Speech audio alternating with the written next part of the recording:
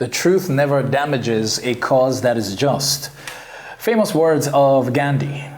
Speak your truth for no extra charge. Words of a bartender. Ladies and gentlemen, welcome to Ballroom Therapy. I am your host, Shola Thompson.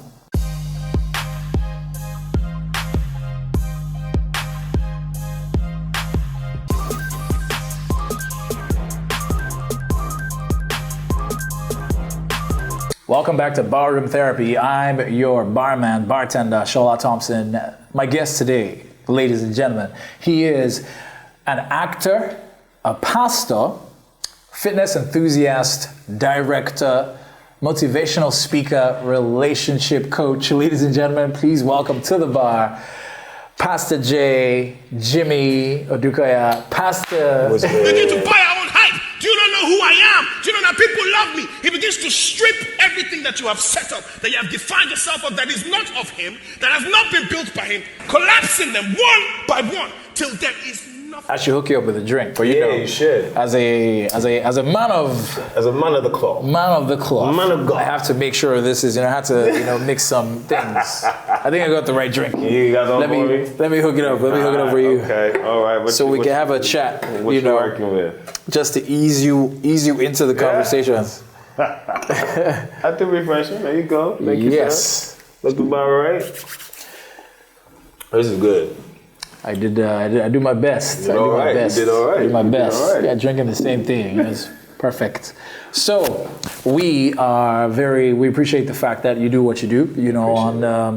You have some, for lack of a better, let me call it gems. I was going to say nuggets. we spoke about that already.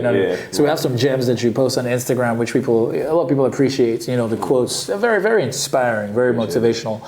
And one of the things I always say is, for a motivational speaker, I feel you should work out as well, because the dedication it takes to work out. Yep.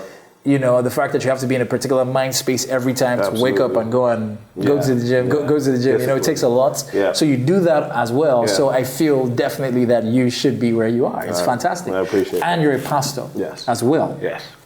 And you preach the gospel in a different way. People appreciate the fact that you keep it real. Right. And also you're an actor. Now, being a pastor and an actor. Yeah. If we're going to go down to some of the things that actually have been in a lot of people have discussed lately, that is about rape allegations. So with Pastor Obiano Fatimbo, right? The allegations from Busola Dakolo that he raped her when she was 17. Right. And obviously this shook everybody, and most especially the as far as pastors were concerned and so on. And people can argue that the statement they got from a lot of pastors, or from that industry, people can argue that it wasn't enough, because it seemed like in some way they were trying to protect their own. Now you are, as a pastor yourself, you have your views on this, and we would like to get a take, because as I said, one of the reasons why it was a pleasure for us to have you here is the fact that you speak the truth in a different way that a lot of people will appreciate. So we would like to get some of that truth with this. Well, I think, the whole situation, like when we spoke about it on STV, it's very unfortunate, both sides. At the end of the day, they say there's your truth and there's your side and my side, and there's the truth somewhere in the middle. And a lot of times people in a court of public opinions, everybody had their version of what was true and what wasn't. And one thing I said was, whether or not you choose to believe the victim that has come forward, especially in times when we're dealing with rape, most of the times the victims are the ones that get put on trial again, whether or not, so they have to live that. It's unfortunate, because now the question is, are you lying or are you not lying? And it's always very hard for people who've been in that situation to speak, because the first phobia is, will people believe me? And then when you test that, when they bring it out, it sends a message to other people who've been in the situation, don't speak up, because when you speak, you get, there's injustice, and you get almost labeled, you get crucified for actually speaking again, like it was your fault that this happened. Yes. So there's that side for people who've been in that unfortunate situation. And so my thought was, whether or not you believed You know, but so or not, she spoke her truth. And you cannot silence somebody who she says this was happening, this was happened. On the other side, because I am a pastor as well, it's very unfortunate, you know, that anybody, especially in that position, is ever accused of something like that, pastor or not. When somebody is accused of rape, that's a very big thing. And I think it's on the onus of the person who has been accused to prove his innocence, pastor or not. Because rape is a big thing. A lot of times, you know, I mean, when someone says this person raped me, 9 out of 10 times, you know, there's very few cases where the victim is lying. And we have those malicious cases when they actually do try to set somebody up or screw their lives up. But most of the times there is some truth to that. So when you've been accused, pastor or not, you prove your innocence. And then as a pastor, you said it seemed like the pastors didn't, their response wasn't strong enough. Because at the end of the day, I guess the thought process is this, you know, there's already so much of untrust or distrust, if that's the word, when it comes to pastors. A lot of times what you hear in the media is always the negative things that pastors do, as opposed to the positive that they do. So it's all about, they're spending money, they're selling prosperity or fleecing people, and they sell the opium of religion to people, and they take advantage of them. And it's unfortunate because it's like when you have quack doctors and quack physicians, but you don't color everyone the same way. But when it comes to pastors, it's almost like that's pretty much what it's done, where you take the bad one and say everyone is like that. The charlatans, all the doctors who are quack, but you don't say all doctors are, you know. But that's what seems to happen. And so in this situation, when this is another allegation being labeled against a pastor, because there's so much flack already when it comes to the church, especially the Pentecostal church. Pastors have to be careful that even when you speak, as much as you might be condemning the act, that we do not condemn the institution, because people can't separate the two. So when you have somebody who is a quack pastor, you label it as the church. So you assign that flaw of the individual to the whole institution and say church is flawed. In all reality, the person is flawed. And people always seem to forget that a pastor is a man. Man of God, the first word is man, and he has flaws. And he is not, I tell people that pastors don't get special, you know, we don't get special shots that inoculate us for temptation. And we're not people who don't feel anything because we've been called. We don't get this extra Iron Man suit where it's like, it protects me against everything. No, he's a man just like you. And I think even pastors need to also keep it real and let people understand that I am a man. We are in this together. Everybody's walking out their salvation. I don't have a special level of God more than you do. Everybody has the same level of God. So I think, so their response, you know, in trying to condemn the whole situation, being careful not to destroy the institution that's already been attacked as well. So that's why their response is, you knew, might have been a bit, you know, reserved, you know, and because at the same time, it's like when one of us does something as a pastor, we want to admonish, we want to correct, we want to direct, we want to restore if there's a place for restoration and set them on the right path, but we don't want to destroy, because what it does is it reiterates already flawed misconception that the institution is broken. So basically, because of the amount of backlash, or should I say the heat that the institution is getting, feel a lot of the responses had to be very tapered? Because what they will do is it's the same thing. It's the church. It's not the man. It's the institution. It's the whole institution. And they say not even just the branch of church. No, it's the church. The entire church. You have people say that's why I don't go to church. That's why I don't trust church. You see that in most of the comments. Absolutely. And so it's like, guys, let's separate the two. Do you see what I mean? Okay, so a very, I like your take on that. And after this break, we will get in deeper so we can get to, break it down. Let's go. Pastor Jay, let's go. He's got the answers. And we'll find out more, get more, right after this break for Barroom Therapy. Sit tight. Welcome back to Barroom Therapy. I'm your barman, Shola Thompson, Pastor Jimmy.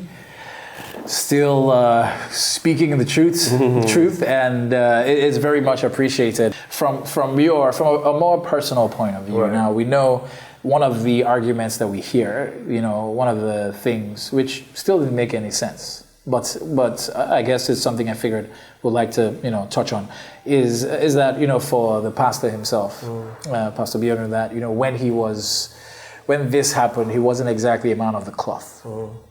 So maybe some people were suggesting to overlook this. So I'm asking as well, do you feel, from a personal point of view as well, that based on how it is, even with you as well, back in the days, before you decided to, even though, of course, growing up, you've always been raised a strong Christian. Absolutely, yeah. Do you feel that there might have been anything that could have tainted you that maybe, God forbid, anybody brings up right now? You know what, I think, absolutely, I tell people that if God could use me, He could use anybody. I think bad boys make the best pastors, because when you speak, you don't speak from a sheltered place. You speak for experiencing both sides. Both sides. I think growing up as a PK, a lot of times there's a lot of pressure. You put on a pedestal that you didn't ask to be put on. They make it the moral compass. PK pastor's kid. Pastor's kid, yes. Yeah. You get put on a moral pedestal and you become the compass for other people to follow, and you didn't ask for that. So you always put on the pressure. Yeah. So when you make a mistake, they tell you should know better because people are looking to you. You can't do that because people are watching your example. Because I'm like, well, no one asked. I didn't ask to be an example. Can I make my mistakes? And so a lot of times you hear that pastor's kids are the worst. You hear that all the time because they grow up under so much pressure. So when they get a chance to get away from it all, it seems like they just go wild. Yeah. I grew up in church, I was in church 7 days a week, but I think a lot of times when you grow up in that setting and your religion, your Christianity is not something that you chose, but you were born into. Yeah. You know about it. It's different. Knowing about something is different from knowing. Yes. It's a different experience. And so, in my past, I did the partying. I grew up very quickly. I had my foolish times and my foolish days, and by no means do I pretend to be a saint, and I keep it real. And a lot of times I have a lot of stories that I use and references in my messages about my crazy times, because and I think our experiences make us who we are. Yeah. They're the good, the bad, the uglies. And when I think as pastors, when you let people know, I tell them all the time, don't look onto me. I am not your standard. God is the standard. I tell them all the time that He's the one that we're following. Because a lot of times people substitute God and put the pastor in the place of God. And so when pastor fails, they walk away from religion. But that had nothing to do with God. You're judging a perfect God by an imperfect being. So a man who is imperfect messes up and displays his natural nature of imperfection, and then you want to come at a perfect God and say that you're not real because of what a man did. It doesn't make any sense when you look at it logically. So for me, I don't profess to be I always have been a saint. So have you ever experienced any, have you ever experienced anybody trying to claim that, hey, Pastor J, back in the days, yes? No. Was there anything close to it, like, well, I was molested and I didn't exactly expect this from you? It would have been, for me, because I was, I was, party boy, ladies, whatever the case. It was always clear that if anything ever happened, we were on the same page. And if anyone ever came and said, which hasn't happened, but someone came and said, oh, it was like, listen, if you're going to come with receipts. As a matter of fact, there was a time I remember when I was getting married, and it was put out there that I was getting married, and it was all over the internet, and then some chick, I don't know who she was, who came on YouTube and was like, oh, I'm going to let them know who you are and what you did in New Jersey when we met up. And I'm like, I literally laughed because I'm like, listen, if you're going to come correct. If you're going to say that stuff went down, put things out there that people can't refute. Like, tell them where I have a beauty, like, he has a beauty spot in the left side. You get what I mean? Come so right. Did she, because look, some people can say that one of the issues with that could be maybe there are no receipts, but it happened. Well, right? I mean, she did say. Oh, did she call out your name because she said she was going to? She went on one of my music videos and wrote this whole thing. It was crazy, like in Edison, New Jersey, blah blah blah. And I was funny. The claim was that you raped her. No, not raped. Okay. Not raped. All right. But just that, like, I guess we messed around, and I think I broke her heart, and she was going to let people know that or something like that. And I was like, first of all, then I went to New Jersey, I went with my father on a preaching engagement, and he was there and had a room. So I knew she was just fluffing. I'd never been there. I'd only been there one time, and it was with my dad. So all this that happened, just like, I mean, you get your stage right. Yeah. But, thankfully I haven't had anyone come out and say I've because I probably won't have anyone ever come out and say that. So in this case still, because as we said, you're an actor. Yeah.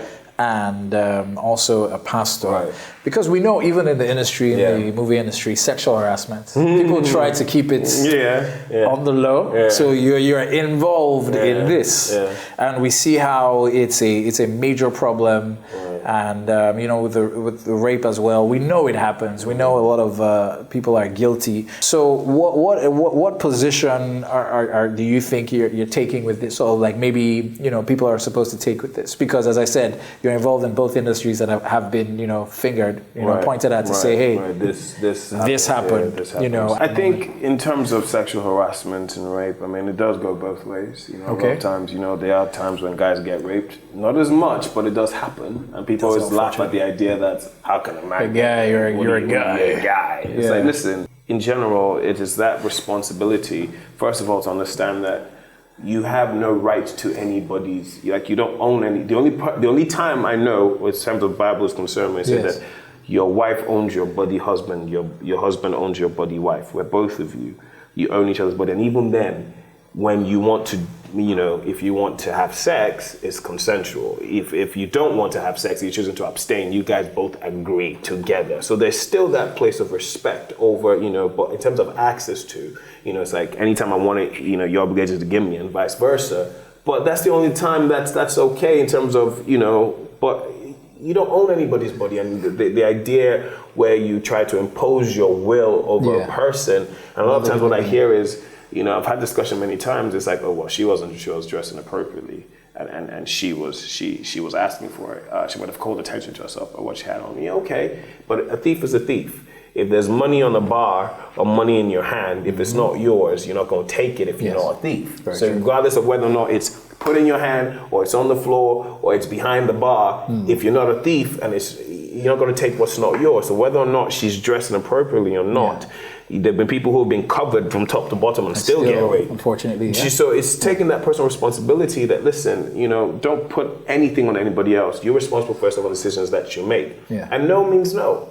We can be cool. Everybody, just because she's flirting or you flirting and you guys having a good time, she has a right to say no. Or he has a right to say no. But like, well, how can you laughed at my jokes and you spent my money and you came to my room. Did you know what you were doing when you came to my room? And I said, let's chill in my room. And you came. What were you looking for? And then you sat on the bed. And if she says at that point, no, it's her right, and you have to respect it. And don't put that. Oh well, she did this, and it was how she came to me. Everyone's responsible for their own actions, and when you understand that, you have to own that responsibility of what you do.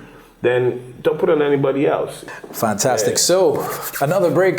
After this break, we will be back with the final chapter. Hey, look, Pastor James in the bar, enjoying a very decent booze. Let me just put it that way. And he doesn't need this type of inspiration to speak his mind. It comes naturally. Actually, maybe not naturally, with divine. It's divine. Ladies and gentlemen. Back after this. Sit tight. Welcome back to Ballroom Therapy. I'm your barman, Shola Thompson. Pastor J with the words. Look, I have. It's if you're maybe you were beginning to stray away, and you're thinking towards, oh man, maybe it's all a hoax or whatever. He can bring you back where you belong. That's a good thing. It's beautiful, and I'm pretty sure a lot of people are glad to just have you, around them. Now, you try to, not like you try, but I guess with the kind of message you get to deliver, it sets you aside from a lot of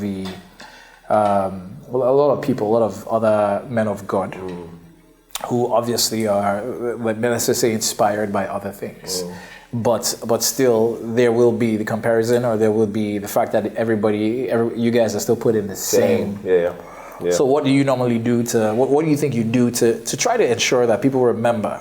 You know, because as you said it many times, you know, you should be able to disassociate the man from, and this would actually lead you down a path that makes things more clear. I think makes things clearer. So how have you been able to ensure that, you know, this stays that way, and then when it seems like you're being compared to those guys, you know, a lot of times people have their preconceptions or preconceived notions of what you should be like, and a lot of times people always strive to put you in a box, and people will be okay with you as long as you fit the narrative that they have spun for you. Okay. The moment you begin to deviate from what they expect of you, then that's where the problem is. The main problem with Jesus back in the day was they couldn't categorize him. They couldn't put him in a box. You say that you're the Son of God, but you're hanging around with sinners, and you ain't chilling with the Pharisees and the Sadducees. That ain't making no sense. Why you letting a prostitute rub your feet with the oil? Why you over there going to the tax collector's house when you know he's a thief? People like to put you in boxes. So when you are a pastor, there's an expectation that a pastor cannot ever be an actor. A pastor is just meant to be in church. A pastor must look a certain way. He cannot have facial hair. Definitely shouldn't have tattoos. Absolutely not. He shouldn't have beard or muscles or piercings, which I happen to have all these things that I've just said. You know? And above. And people are like, well, you're not supposed to be doing these things. You're supposed to be. And I tell people, I say, listen, at the end of the day, I stay true to who God has created me to be. God knew who everybody was created with intention, with purpose. God doesn't just create for creating's sake. He looked into the excellence of destiny and said, there's a void that only Shola can fill, so he created Shola. Same way he created Jimmy and said, there's only, you know. And so I tell people, I'm not trying to be like everybody else. I'm going to be the best version of me, and I'm going to stay true to my God. I have my spiritual check. I have my heavenly and my physical check. God's my check. My Father's my check. Everybody else, I don't really care. Because you don't have to like me as long as we respect each other. I tell people, I'm not called to be everybody's pastor. No, I'm not called to be, I ain't called to be your pastor. The ones that I've been called to, we click. So I ain't trying to be everybody's pastor. So for me, it's just staying true to who I feel God has created me to be. And not trying to become somebody else. And not trying to fit the mold or fit the narrative of how you should be. And people come at me like, well, you're a pastor, but the Bible says that tattoos are wrong, and you have 6 tattoos. How do you now? I mean, that obviously is a conversation they have. But I'm sure one that has come up many, many times, even though you have other things, from being a fitness enthusiast to being a relationship coach to being also as an actor. Right. I'm very sure you get this a lot of the times. And then also, how do you avoid the requirements from actors? For example, a sex scene. So for me, and here's the thing, because I'm not just an actor, yes, there's certain lines that I will not cross. Okay. I can understand now from an actor's perspective when you see people do certain things because they see it as a job.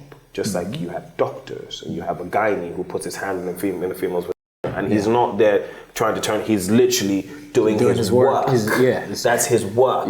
You don't have gospel doctors or you don't have gospel accountants. So why do we need to have gospel musicians? It's do you see what I'm saying? So it's work. So the people who, as an actor, your job is to assume a character and bring this character to life, where when they see you, they see this character. And if you can look at me and see that I am acting, then I have failed as an actor. Yes. I understand that full commitment. People will tell you your body is a tool, it's a muse to be used. Who that you are disappears to bring whoever you need to be. So for me, I have set certain standards because I know that there's a me that you see on screen and there's a me that you see in real life. That sometimes I know people always say your pastor should only do good roles, and I say no. As long as there's a message that can be learned, consequences for actions, I'm okay to play the antagonist. I'm okay to play the villain.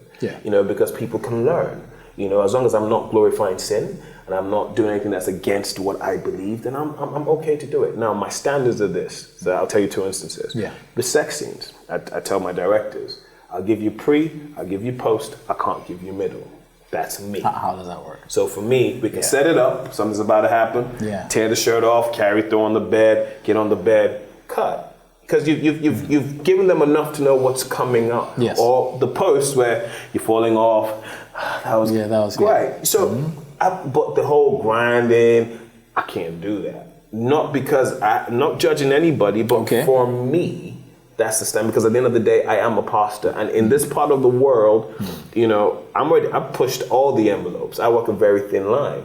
But for me, even for me as a person, don't expose yourself to things that you know can just go sideways, and people are gonna be like, and what they will see in the moment is not the actor grinding, it's the pastor grinding.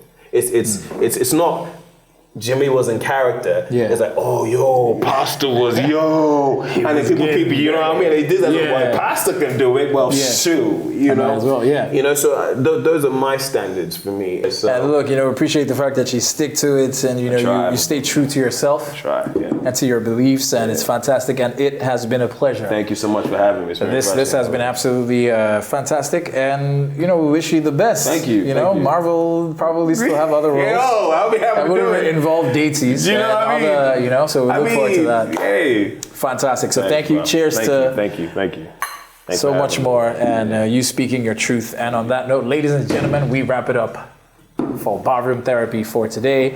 Thank you once again for stopping by for good conversation, booze, and of course, should I say booze? Is it booze? Because I mean, it's not really booze. No, but you know, drinks. Good conversation, drinks, and great company. So, all right, thank you once again, guys, and catch us again same time next week.